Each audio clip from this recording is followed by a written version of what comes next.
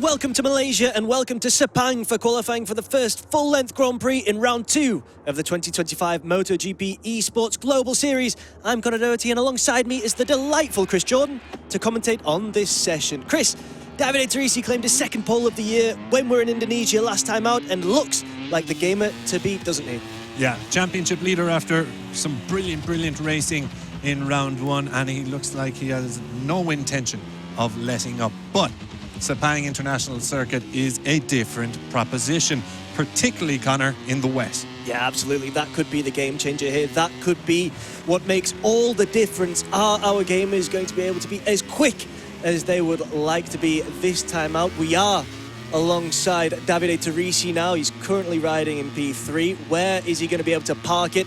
He's got 15 minutes to put in the best lap possible and continue with this remarkable run of form on that fantastic Aprilia machine.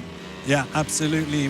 What's he got? A sprint win, a race podium, and now a pole in the next sprint. So it has been a 2025 to remember for the Italian. But as we mentioned, it is a different proposition here in Sepang. This is the first time this year that any of these riders are riding in the wet. So they have 15 minutes here, not just to set the best lap time, but become accustomed to these conditions. Yeah, absolutely. That's going to be key. Who's going to be quickest in getting to grips with it? And speaking of getting to grips, we've just seen that Deepo Akbar went down there. I think he was the first rider to crash in this session. And now we're with Flavio Baldacci.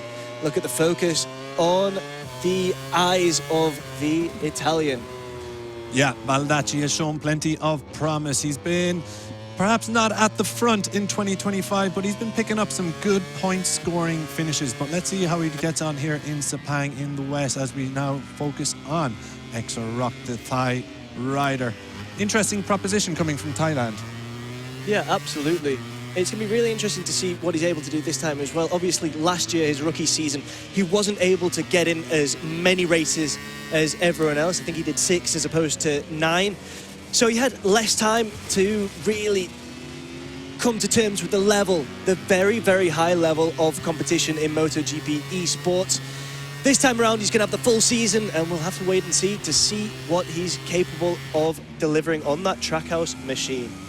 Yeah, focus now on KTM's Christian, the Red Bull KTM factory racing rider. So we mentioned how Exor Rock perhaps doesn't quite have that experience. Well, this is a rider that absolutely does. Christian has plenty of podiums to his name in the MotoGP eSport Championship throughout the years. Yes, to feature in the top 3, though, in 2025. However, there were some encouraging results, a P6 and a P5 in the full-length races during round 1. Yeah, absolutely. I mean, he is one of the veterans on track. His first win came back in 2017, right at the beginning of the MotoGP eSports World Championship. So he's got all the experience he could possibly need to deliver, and more so, that experience is something that he's going to need to make count here in the wet. Absolutely. Now on the other side of those KTM garages, we have Tech 3's Il Galina Davi. The Tech 3 rider has already had a good start to qualifying Global Series Round 2, picking up a front row in Mandalika. And look where he is in the standings right now, Conor. He is provisional P1, so he is adapting to these conditions beautifully. Yeah, absolutely. It looked like he was adapting very well to that chair as well. It looked fantastically comfortable. Incredibly jealous of that chair. I know. Hopefully we can get a few of these. We'll talk to production team. So yeah, he's really eyes on Galina Davi. Yeah, he looks very comfortable around this circuit as well. So brilliant stuff so far, but there is still over 10 minutes remaining as we now look at HRC's Adrian, the 2022 MotoGP eSports World Champion. He's gone somewhat, shall we say, under the radar in 2025 to date, but we definitely know he has the quality. 13 wins in the eSport Championship throughout the years. We do expect him to come good over the next round or 2. Yeah, absolutely. He's actually been on pole position at least once in each of the last 5 seasons of MotoGP eSports, so absolutely is one to watch. Yeah, very quickly then we saw the defending 2-time champion Jack Hammer there. He's running in P3. But now we do have a new leader of the session. That's Piero Risciuti, the LCR Honda rider and Race 2 winner from Kota during round 1. This is our rookie rider we're watching now before we skip over to the championship leader, Davide Turrisi, P2 on the timesheets, Connor, and it's all going swimmingly. Swimmingly is a very apt word in this weather, I think, Chris. Yeah, he's really showing his maturity in these very, very tricky conditions. It's so hard to really emphasize. I mean, look at all that water, that spray that's just coming up off the back of Flavio Baldacci's bike there. It's very difficult to navigate these conditions. I mean, these riders, these gamers are proving just how talented they are by being able to stay and keep that bike up and doing laps on what is a very difficult circuit to navigate as well. It's one of the longest laps, I think, in the MotoGP calendar. Yeah, it is an iconic circuit as well, and it provides plenty of challenges for the riders. Of course, the 2 long straights are iconic, to use the word again, because Sepang is like that, but that double long straight followed by about 4 slow corners after. It's just such an interesting challenge for any rider who comes here across the MotoGP championships, and the eSports championship is no exception. Yeah, we'll see what Adrian's capable of doing. There we are back, we can see him there on your screens. That pure focus as he looks to improve on that P5 position. Yeah, the contrast between Adrian and Il Galina Davi in their sitting positions. I believe this is what they call the gamers' focus positions. Leaning forward, looking down. Leaning forward, the mythic lean forward. He means business. Eyes then on Christian, who again, he's slipping, following the... No, he's not happy with that lap. You can see a little shake of the head as he goes back into pit lane. But he is P4 in the provisional timesheets with just over 8 minutes remaining in this session. Flavio Baldacci then riding in 7th position. Will he complete the lap or will he go back into pit lane? You can see a little bit of the slide of the bike there. So he will complete the lap here. Let's see how he ends up on the timesheets. Has he improved? Well, it looks like he has. He's gone up to the end of the 2nd row. P6 for Baldacci. Yeah, Baldacci does look like he's really going to be one to watch once we get this full-length Grand Prix underway. Of course, P5 is his best result so far, and given what we've seen in qualifying, well, he could well improve upon that. And now we are back with Exa Rock on that Trackhouse machine, currently sitting in P10. But he's still out there, still trying to put in the perfect lap. Yeah, Exa Rock, as you mentioned, he's one of the more inexperienced riders across our 11-strong grid. Picked up 6 race starts last season, and then obviously the 3 races from round 1, but did finish P6 in Kota, so there is plenty of potential there for the Thai rider. Yeah, absolutely. That's his joint best result as well. He managed P6 in Valencia last year. He'll be looking to improve upon that.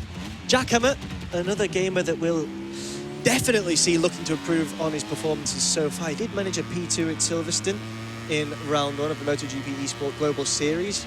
And we can just see these 2 giants of eSport. Davide Turrisi just chasing Jackhammer there, the reigning world champion.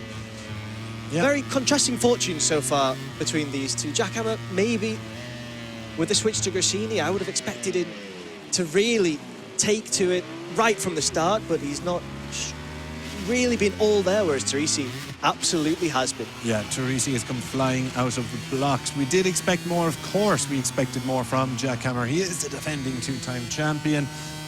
I mean, it hasn't been a terrible start, but when you're a 2-time champion, I suppose you do carry the burden of expectation.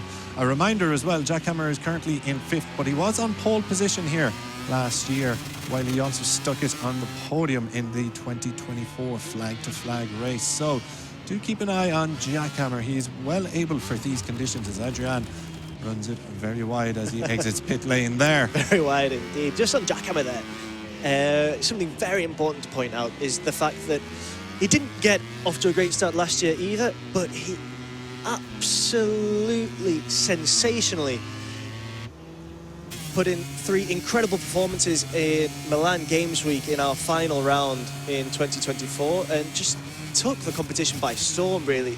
Out of nowhere, you would have said if he wasn't the reigning champion then, but he showed exactly why he was the reigning champion and why he really deserved to win the eSport trophy for their second time. Yeah, it's absolutely key for the more experienced riders. Just to, even if you're not performing at your best in 2025, just keep plugging away, pick up those points.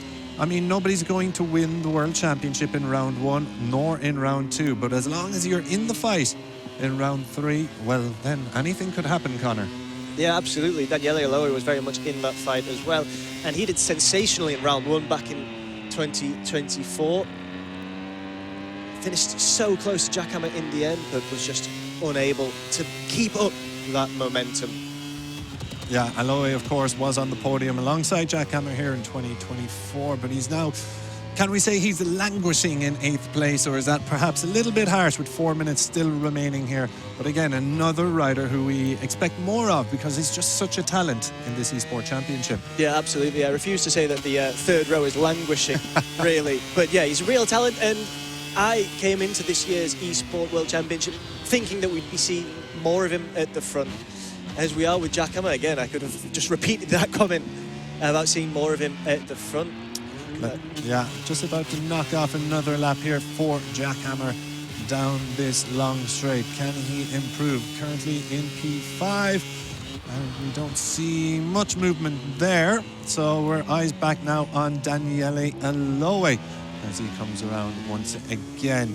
So how will Aloy get on as he crosses the line once more? 3.5 minutes remaining in this session, and the Italian remains in 8th. No, he pushes himself up to 7th position. A quick reminder of the timesheets then. We see Adrian currently on provisional pole position ahead of Piero Rusciuti and the championship leader Davide Turrisi. Then it is Christian, Jackhammer and Baldacci who make up your second row as things stand, with Daniele Aloy, Galina Davi and Julito Campion on row 3 ahead of Extra Rock and Deepo Akbar. But there are still 3 minutes remaining here and anything could happen. Yeah, absolutely. Here we are again with Adrian. He is a bit of a specialist at this circuit. He's been on pole twice before, and as things stand, he looks set to make it 3 times. So Adrian, really, really impressing once again here in Malaysia. Yeah, Adrian yet to get a podium though. In 2025, P8 in the opening sprint in Jerez, followed by a double P4 at Kota in Silverstone in the full-length races, so just missing out. He was very much in those podium fights, but just couldn't convert it in the latter stages, so he'll be hoping a good qualifying here can set him up for success in Sepang. Piero Rusciuti then on camera sitting P2. Sitting pretty in P2, you would have to say. Anywhere on the front row is going to be a huge advantage here. Yeah, absolutely, and we'll have to see what happens with the remaining 2 minutes that we've got here. But Piero Rusciuti currently sitting in P2. He'll obviously want that pole position, but he'll be more than happy to take anywhere on the front row, as you mentioned there. Yeah, down the long straight, Rusciuti comes around turn 15 as he looks to perhaps challenge for pole position, while he has Jackhammer in tow. Will either of these riders improve as they come across the line? Rusciuti then does indeed go on to pole position, while Jackhammer still in 5th place. Yeah, we'll see if he can make any changes there. Rusciuti will be thrilled with that last lap. He's not really showing it, but he will be. He absolutely will be. That was absolutely phenomenal. So little in it between Rusciuti and Adrian for the time being. Is Rusciuti going to be able to claim pole position from Adrian here? He's also got the likes of Davide Turrisi to contend with. This is far from over. And we are with Flavio Baldacci. Yeah, Flavio Baldacci then. What has he got for the leaders of this session? Currently P7 on the timesheets. As he comes over, he'll get one more crack at a lap for pole position. He has not improved on that lap time, so this one will have to count for the Italian. Yeah, this is really crunch time now. We are with Deepo Akbar, and he's coming in very, very fast. He's P10 for the time being. Is he going to be able to improve on that? Well, we'll have to wait and see, but the Indonesian really needs to deliver now with just 30 seconds to go. Yeah, we have a crash graphic then for Adrian, as well as we keep eyes on Deepo Akbar coming around the end of the first sector here in Sepang. We'll have to come back to the Indonesian rider a little bit later. He's just going through the first sector. So Jackhammer, pole here 2024. Can he get another? He's going to start from the middle of the second row. What has he got for the leaders of this session? The two-time World Esports champion. Yeah, there's absolutely nothing in it now, but Jackhammer has this vital opportunity to try and get onto that front row or maybe even claim a pole. Is he going to be able to do it? Yeah, well, here we go then into turn 15. Slows down for the final time of this session. The Grassini rider open up the throttle and drive for the line. Jackhammer, where will he finish in this session? Currently P5. Let's see how he gets up as he crosses the line for the final time. Extra Rock then, currently in 6th position. Brilliant stuff from the Thai rider. It looks like Jackhammer hasn't improved, but we will bring you full results, of course, after this session is done. Now, eyes on the Thai rider, Extra Rock. He comes around turn 15 for the final time. Oh dear. He is out of contention then for pole position. Sits P6 though. It's not the end of the world for Extra Rock. It's not, but that could change. Flavio Bardacci just behind in P7. Is he going to make this final lap count? Is it going to be good enough to move him up to the second row or even the front row or even pole? And then it's Debo Akbar is going to be the final rider over the line, the Indonesian. How will he fare? We will bring you our results now very shortly. Everything just being validated, but what a brilliant end to the session, Connor. Yeah, a real tense conclusion to qualifying proceedings here in Malaysia. And here we have it. Piero Rasciuti is your pole sitter with a 2:03.969 in wet Sepang. Rasciuti on pole for race 3 of the 2025 Global Series campaign. He's got Adrian and Davide Turrisi for company on the front row. Eric Christian, Jackhammer and Extra Rock on row 2. Then it is Baldalci, Daniele Eloy, Galina Davi on row 3 with Debo Akbar and our rookie Julito Campion